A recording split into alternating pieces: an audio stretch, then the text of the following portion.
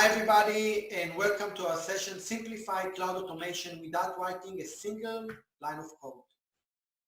It may sound like a science fiction, but I promise each one of you will understand how simple it can be. So first of all, let me introduce myself. I am Chen Goldberg. I am the co-founder and CTO of Cloudwise. I have 14 years experience in the developers area, in operation units in the organization, and the last 8 years managing cloud environments in the multi-cloud environments. And that's me. Today I'm going to take you into a journey that my organization having getting compliance, and I'm going to share with you the lesson we learned, and I hope my insights will be useful enough that you will have a direction on how to have automation compliance in your company in the right way from our experience. So let's start reviewing what's our menu today. So today's session, we're going to talk about compliance. What is compliance, why we need it, and how the CISO connected to compliance. Later, we will explain what are the common steps organizations are doing today in order to uphold specific compliance regulations. We are going to talk about what is the shared responsibility model of the cloud, and clear that issue once and for all. It's very important that you understand that we're going to talk about compliance in the cloud environment, okay? Once we got the compliance evidence, and after we are going to explain what is the steps and how to do that, we're going to talk about what the next steps and does it really end by getting the certification of the specific regulation. So first, let's review the definition of compliance. So by Wikipedia, compliance is a general means conforming to a rule such as a specification, policy, standard of law. Regulatory compliance describes the goals that organizations aspire to achieve to ensure they are going to stand in and take the right steps to comply with the relevant laws, policy, and regulations. It's very clear. And you probably heard a lot of these names that refer to specific regulation. You probably heard about PCI DSS and GLBA in the financial industry. Probably heard about a Joint Commission and HIPAA in the healthcare, HACCP in the food beverage industry, NIST to inform how to comply with regulation, and GDPR for Europe law, data protection and privacy in the European Union. So there's a lot of compliance regulation, and each one of them has specific policies, and we're going to talk how to achieve them. So probably you heard one of the sentence in your organization or in the small talks that you probably hear. So we are not regulated, so we don't need a CISO. We don't have anything anybody would want. We are small. We are not a target. It's not so important now. We have different goals, but what's going on in the company when you are not taking a lot of patience into the compliance regulation? It can make a lot of damage into your organization. And when we're talking about who in charge of the compliance, because it's very hard to do that alone, and we think that the CISO is the person that actually responsible to ensure that the organization stand with the security and compliance in the regulation. So I don't think so, because we cannot do it alone. He can't do it alone. in order to stand in the compliance, we must adopt that into the organization culture. Today, the development cycle, it's not like in the past. The development cycle are very faster than ever. The movement to adopt agile methodology and cloud native brought big challenge into the CISO in the day work.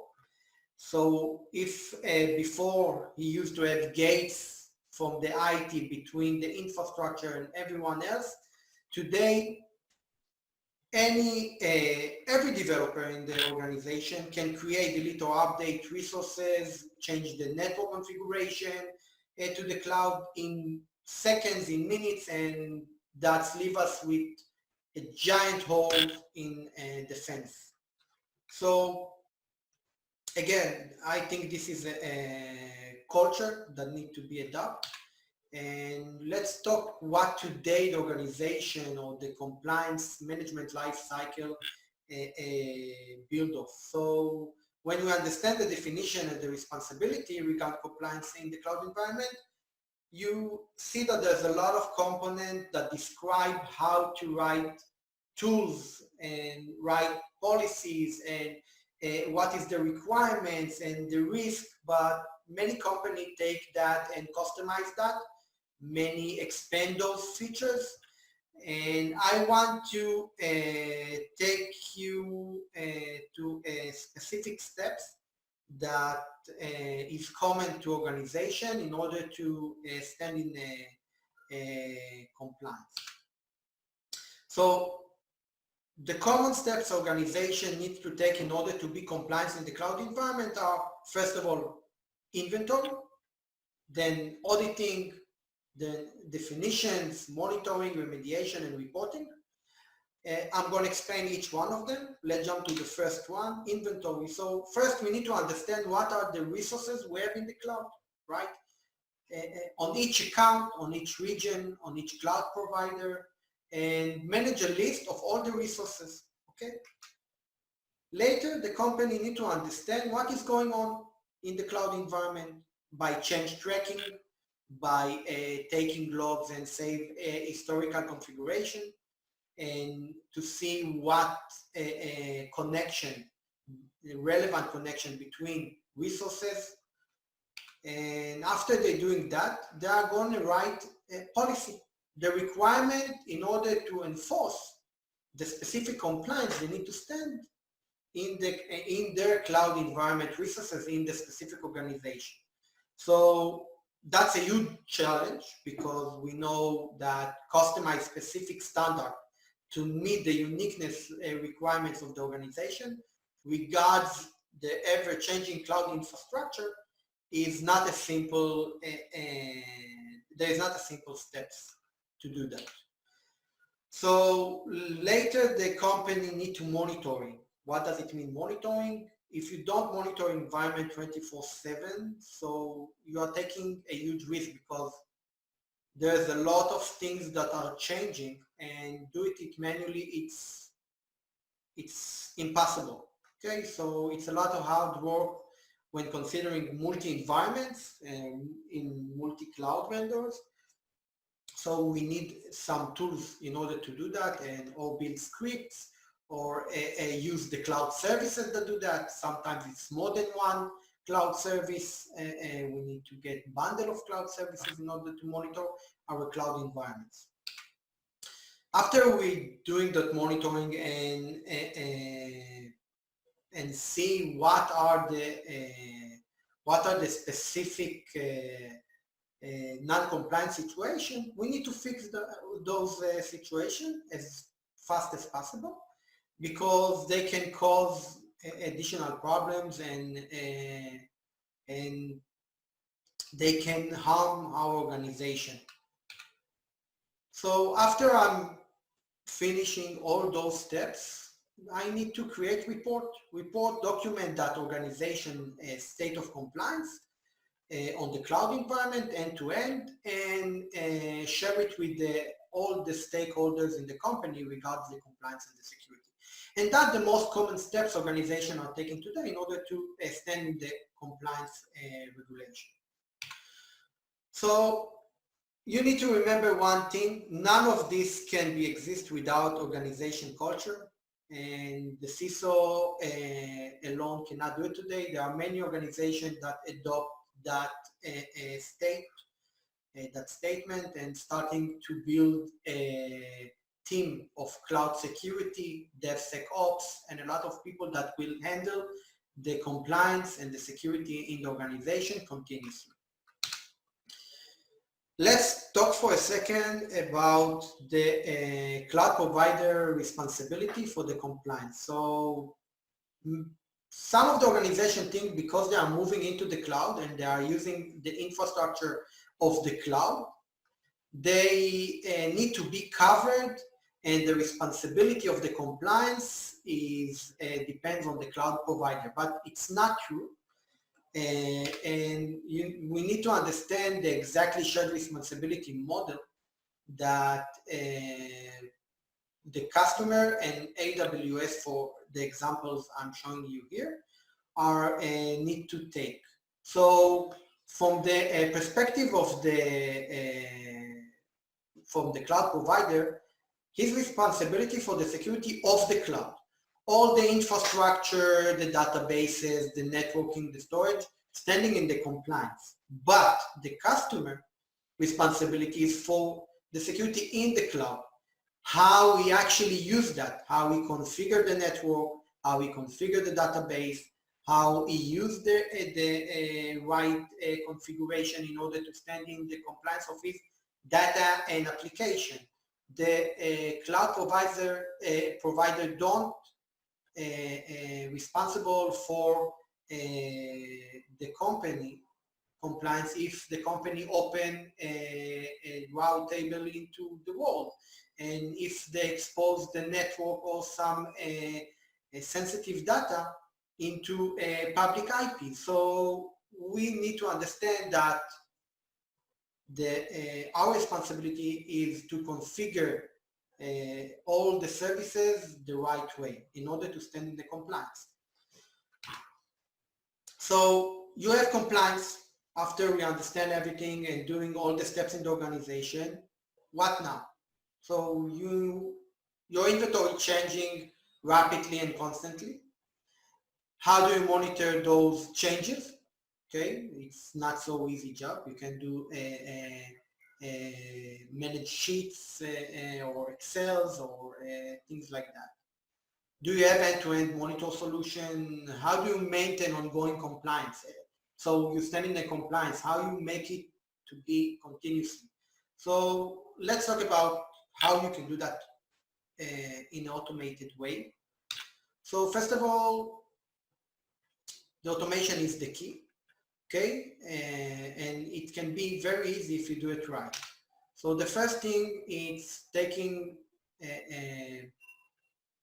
all those documents that you manage in order to handle the inventory, or to manage your inventory, and turn them into one-stop shop of all your resources in all the multiple vendors, all the subscription account, etc.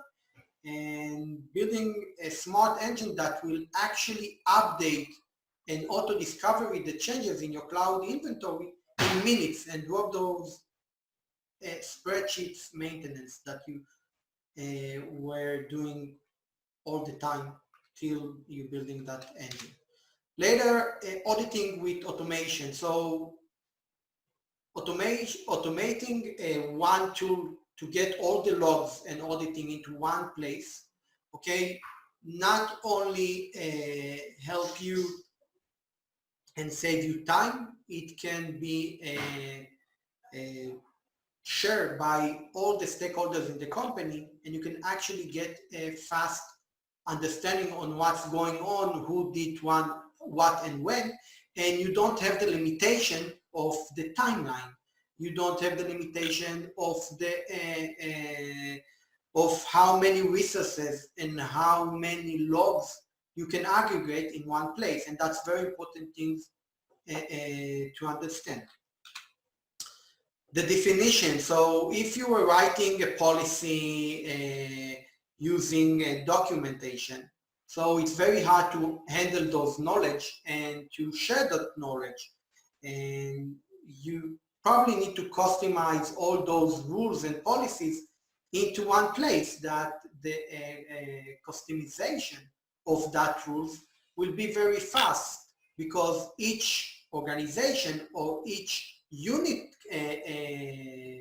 business unit in your organization have different requirements. So you can able to do customization if you have one place that you can edit, that you can share, you can understand that in a very easy way. Later, the monitoring. So we need to track every resource as change, planned and unplanned, and sometimes when you're trying to do it manually, it's going to take you hours and days. And when you have monitoring and reporting that actually going to show you what exactly happening, you can see how you stand on each compliance. You don't need now to do all those calculation manually or export those reports and do it manually. The automation way is the fast way. It saves you resource and time. Let's jump into use case where I'm going to show you how we implement in our platform compliance automation with 0 line of code. So let's start. We were required by the compliance auditor to stand in our cloud environment and ensure that all our volume, we have been in AWS and all our volume, EBS volume are encrypted. This is one policy of many. So we needed to go and check how many EBS do we have that is not encrypted, correct? So the first step, as we mentioned before, is getting the inventory and to understand how many EBS volume are not encrypted. So using that and understand whether a volume is encrypted or no, and said, show me all the false. Running that, return us 10 results of 10 volumes that are not encrypted. So it's very easy to go and create a description that ensure EBS encrypted. I can edit more description. I can say this is a very high or a high severity and said that specific compliance regard to more than one regulatory. So I can just click in the checkbox what exactly influence on which compliance.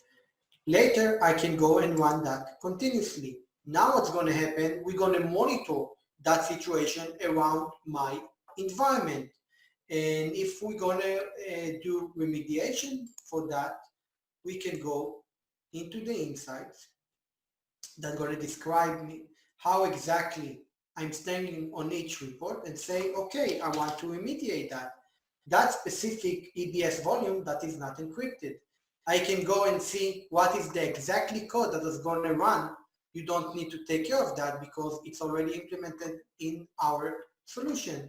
Later, we can go and run the specific remediation on each pattern that occurred. After we're doing that and remediated all those scenarios, I can export a report, specific report, in order to update all the stakeholders and all the relevant persons and to get specific evidence of that scenario. That is how we can do all the steps. We talk about it in an automated way. One more tip. You may ask me, okay, but if I have more than one provider, let's say we have also volumes in Azure and GCP, can we query that in one single query? I can show you right away how to do that. So going back into our query, and I can edit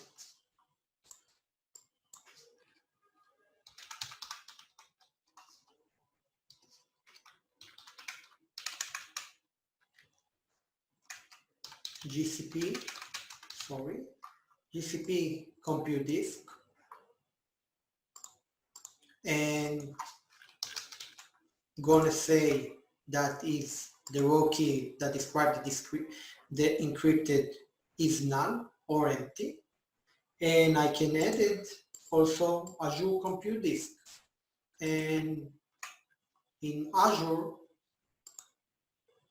filter